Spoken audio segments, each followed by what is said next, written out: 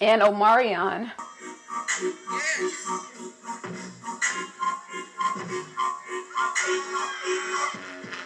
Just kidding. Omicron doesn't rain on my parade. I am on track to graduate December, the end of this year.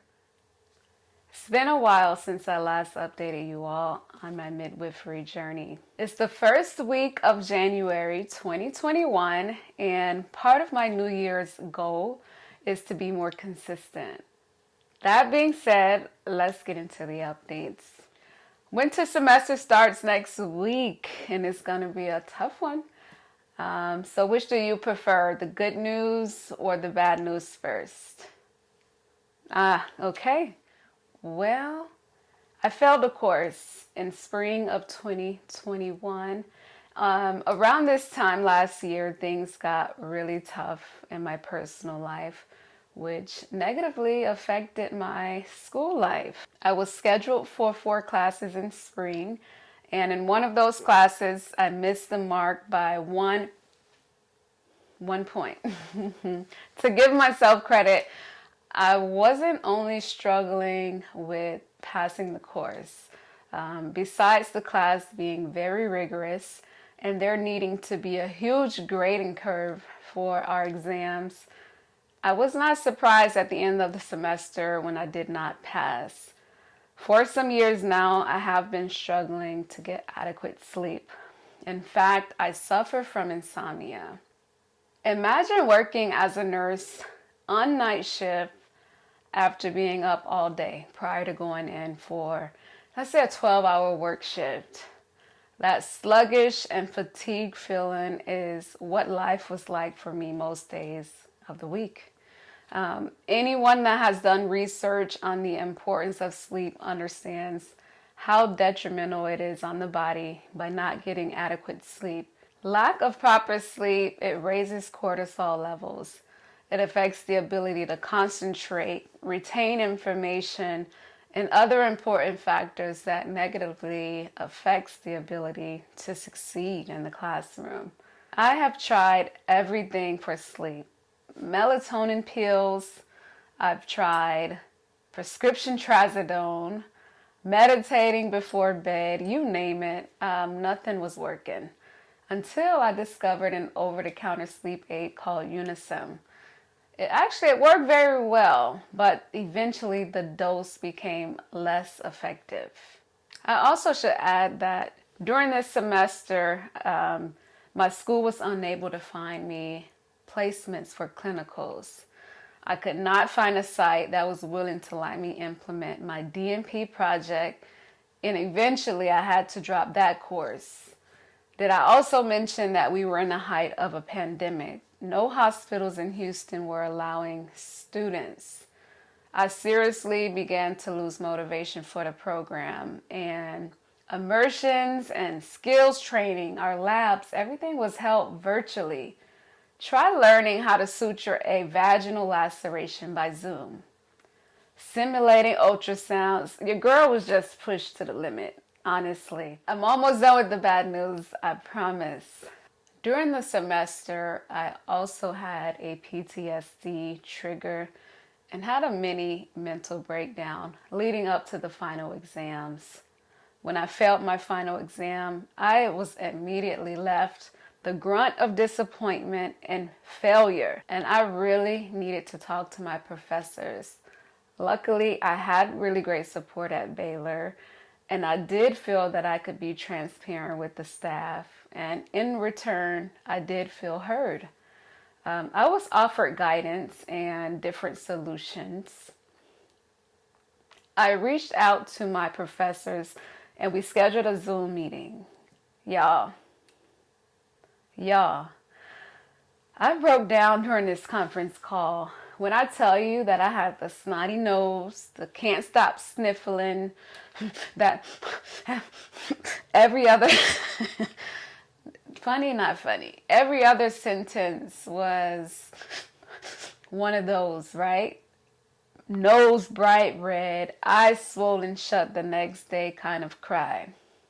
Y'all, I really just needed to talk to someone and release that built up tension, the fears, the anger, the trauma, all the disappointments. By the end of that call, though, I was content. I was already motivated to move forward with a plan for correction. My professors actually recommended that I reach out to my psych providers at the VA, where I receive most of my health care.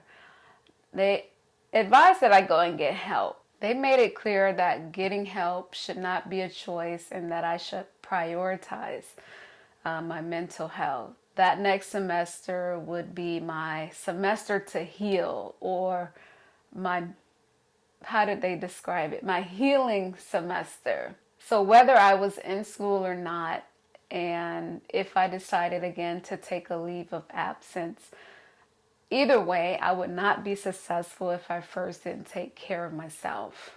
That being said, I made an appointment to my doctors. I scheduled myself for some therapy, and I began different medications, trying to treat the insomnia, anxiety, and depression symptoms. Fast forward to today, 1 year later, I'm now getting the best sleep I've had in years. Can y'all see the smile? Can you feel the energy?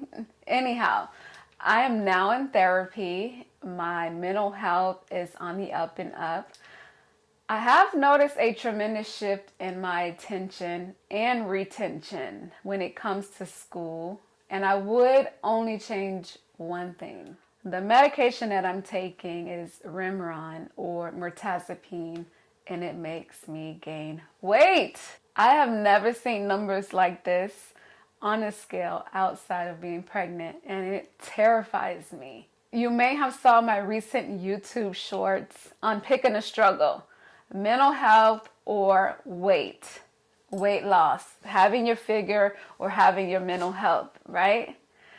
I am battling with excessive weight gain and trying to increase my exercise. I've tried OMAD diet. I've tried the egg diet. I've tried intermittent fasting.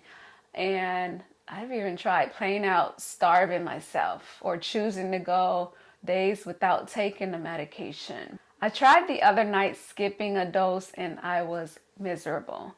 So for now, I function my best when I'm taking the medication. I really just have to find a way to be consistent with the medication, but also working out. Finding ways to curb my increased appetite for food, junk food mainly. Mirtazapine makes you want to raid the fridge at night, and it's really difficult fighting the urge to want to eat sweets and carbs. If you want me to make a separate video on that, taking Remeron and how I use it to treat insomnia, leave a comment down below. So, more good news. I retook the course that I failed and got an A in the course. I completed my high-risk pregnancy course, my absolute favorite course, by the way, hands down. Actually, I would say that's my best and my most favorite course in my nursing career ever. In school, all of the classes that I've taken, I enjoyed that one the most. I have now completed one of 4 of my DNP courses.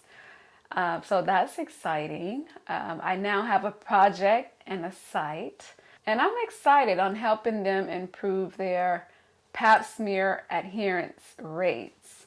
So if all goes accordingly, and Omarion,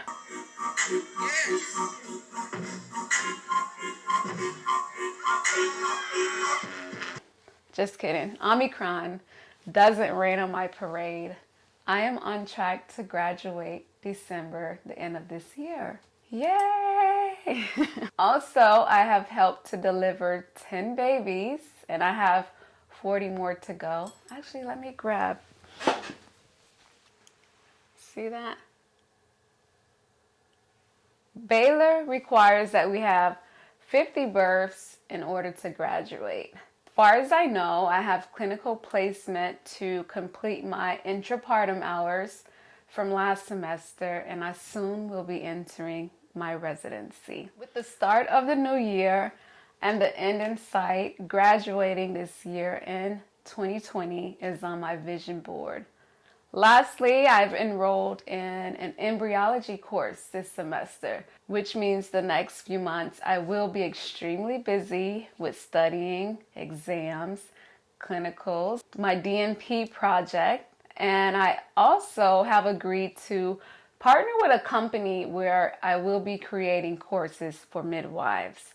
I'm excited about that opportunity. Not only will I be increasing my knowledge and expertise, but I'm looking forward to some of the conferences and collaborations that may be in store for me this year. This year, I plan to grow my business, grow my subscriber count, and be more consistent with creating content that you all find valuable. So thanks for watching, and I hope to see you all in the next one. Happy New Year and good luck everyone on your future endeavors.